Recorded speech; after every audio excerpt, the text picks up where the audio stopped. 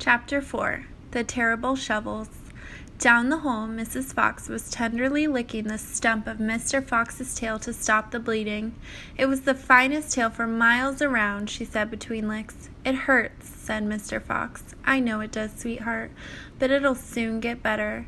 And it will soon grow again, Dad, said one of the small foxes. It will never grow again, said Mr. Fox. I shall be tailless for the rest of my life. He looked very gloom. There was no food for the foxes that night, and soon the children dozed off.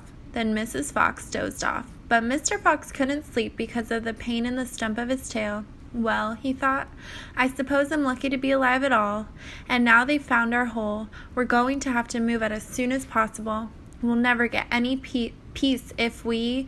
What was that? He turned his head sharply and listened. The noise he heard now was the most frightening noise a fox can ever hear.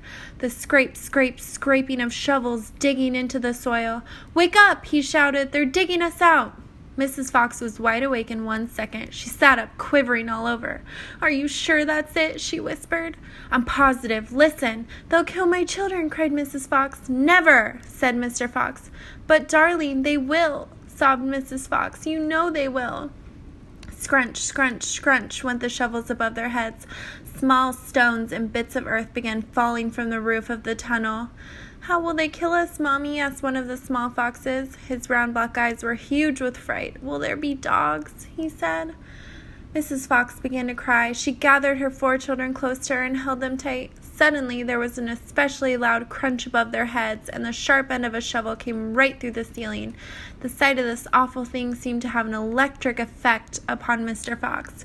He jumped up and shouted, I've got it! Come on! There's not a moment to lose! Why didn't I think of this before? Think of what, Dad? A fox can dig quicker than a man, shouted Mr. Fox, beginning to dig. Nobody in the world can dig as quick as a fox. The soil began to fly out ferociously behind Mr. Fox.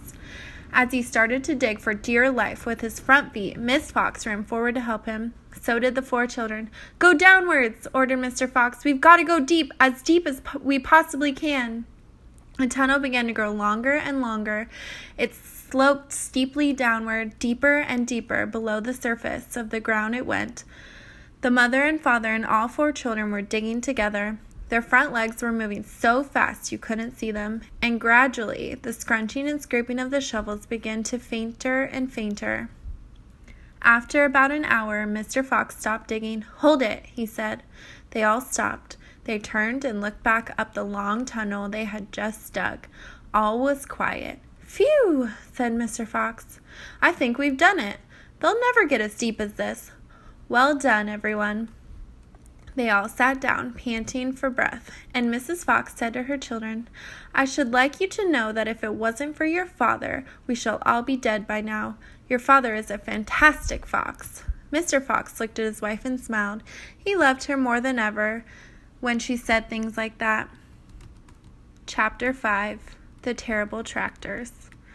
As the sun rose the next morning, Bogus and Bunce and Bean were still digging. They had dug a hole so deep you could have put a house into it. But they had not yet come to the end of Fox's tunnel. They were all very tired and cross. Dang and blast, said Bogus. Whose rotten idea was this? Bean's idea, said Bunce. Bogus and Bunce both stared at Bean. Bean took another swig of cider, then put the flask back into his pocket without offering it to the others. Listen, he said angrily, I want that fox. I'm going to get that fox. I'm going in till I've strung him up over my front porch dead as a dumpling. You can't get him by digging, that's for sure, said Fat Bogus.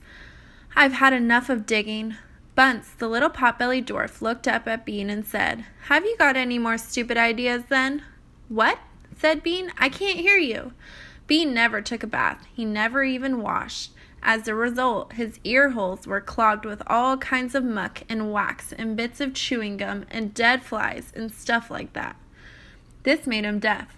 Speak louder, he said to Bunce.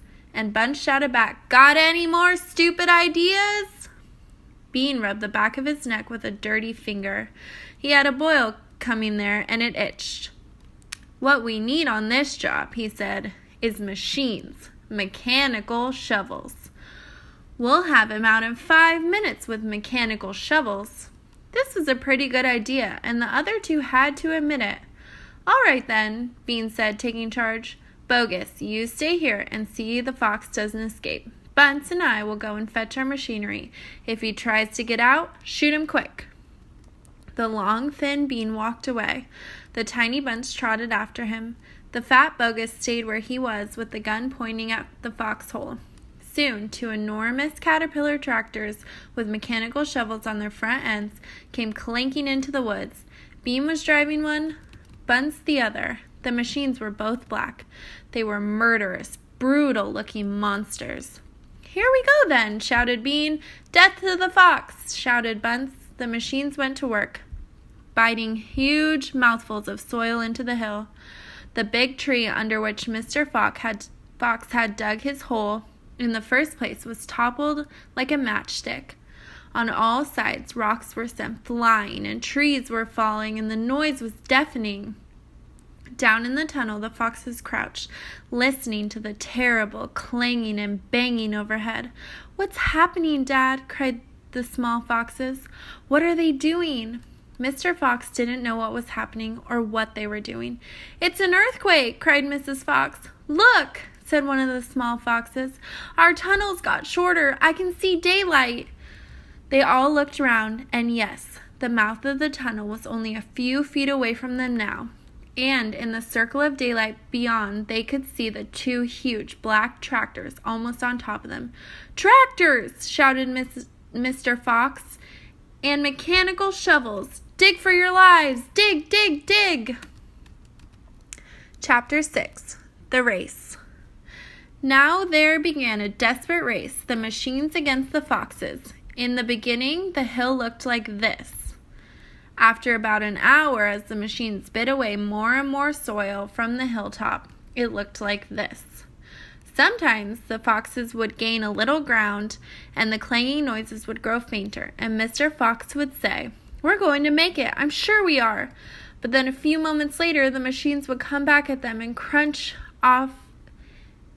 crunch of the mighty shovels would get louder and louder. Once the foxes actually saw the sharp metal edge of one of the shovels as it scraped up the earth just behind them. "Keep going, my darlings," panted Mr. Fox. "Don't give up." "Keep going," the fat Bogus shouted to Bunce and Bean. "We'll get him any moment." "Have you caught sight of him yet?" Bean called back. "Not yet," shouted Bogus, "but I think we're close." "I'll pick him up with my bucket," shouted Bunce. "I'll chop him into pieces." But by lunchtime, the machines were still at it, and so were the poor foxes.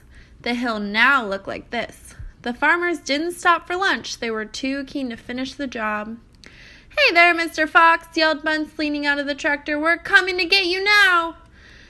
"You've had your last chicken," yelled Bogus. "You'll never come prowling around my farm again." A sort of madness had taken a hold of the three men. The tall, skinny Bean and the dwarfish, pot-bellied Bunce were driving their machines like maniacs, racing the motors and making the shovels dig at a terrific pace. The fat Bogus was hopping about like a dervish and shouting, "Faster, faster!" By 5 o'clock in the afternoon, this is what had happened to the hill. The hole the machines had dug was like a crater of a volcano.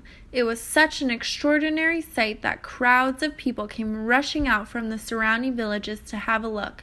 They stood on the edge of the crater and stared down at Bogus, Bunce, and Bean. "Hey there, Bogus, what's going on?" "We're after a fox." "You must be mad." The people jeered and laughed, but this only made the three farmers more furious and more obstinate and more determined than ever not to give up until they had caught the fox.